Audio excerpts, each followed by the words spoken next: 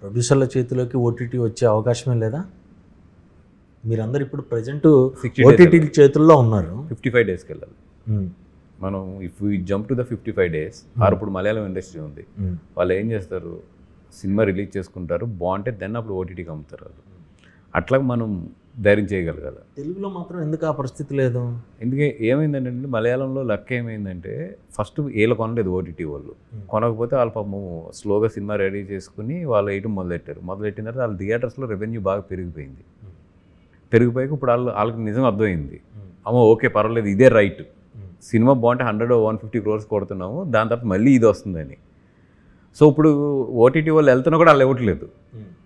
Cinema బాగుందంటే మేము తర్వాత అమ్ముతాం అంటున్నాం. మన తెలుగుకి ఏమైందంటే ఫస్ట్ సేఫ్ అని చెప్పి మనం అమ్మడం మొదలెట్టేసాం.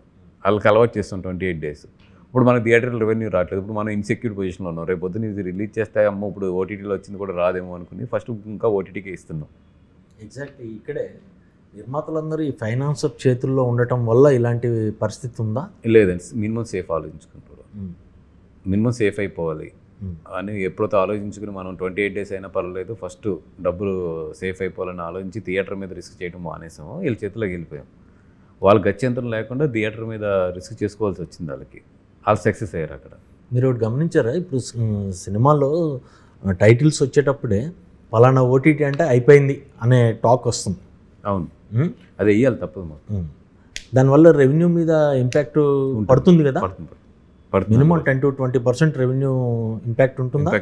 ఉంటుందండి. ఇప్పుడు పలానా దాంట్లో స్ట్రీమింగ్ అవుతుంది అనేది వస్తుంది కదా. ఇంకా నేను పోస్టర్స్లో ఈరోజు పోస్టర్స్లో కూడా ఏమనేవారు, ఇప్పుడు అదన్నీ ఫైట్ చేసాం. అది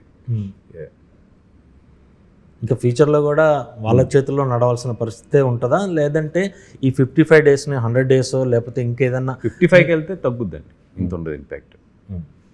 55కి వెళ్తే అందరికీ కొంచెం బాగుంటుంది. ఇప్పుడు నిజంగా థియేటర్కి రాని వాళ్ళు 55 days అంటే వాళ్ళు ఇంట్లో చూసుకుంటారు. ఎందుకు ఆ 20 days అని ఎమ్మటే ఇదైపోతారు చాలా వరకు?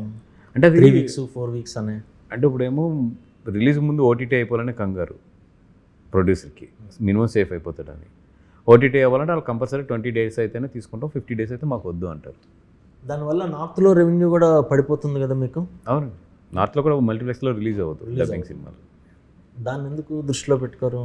అది పెట్టుకున్నారు, చేశారు 55 days అని చెప్పి మా చాంబరంతో మనతో చాంబర్ నుంచి తీసుకున్నారు, కానీ కలెక్టివ్గా ఎవరు దాన్ని ఇంప్లిమెంట్ చేయరు కదా. నేను అడిగే పాయింట్ అదే. కలెక్టివ్ అనేదినే మీకు తెలుసు, మా నాకు తెలుసు. అక్కడే ఎనీథింగ్ పైరసీ అవ్వచ్చు, ఓటీటీ అవ్వచ్చు, ఇవన్నీ కూడా అక్కడే ఆగిది అందరం కూడా. మిత్రమండలి